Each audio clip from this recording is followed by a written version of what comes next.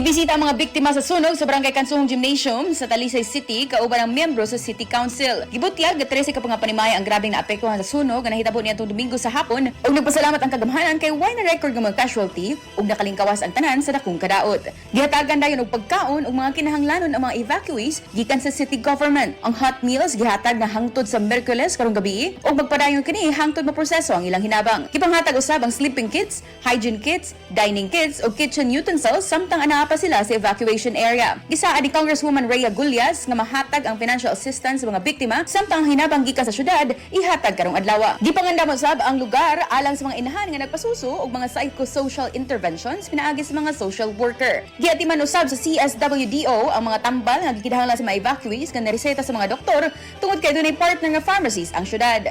Pasalamat ni Mayor Samsam Gullias ug ang konseho sa tanang mga mitabang labi na sa kahitasan tungod kay way kinabuhi nga nawa. Gipasalig usab sa city government sa Talisay nga padayon silang moalalay sa mga biktima hangtod nga makabangon sila sa maong trahedya.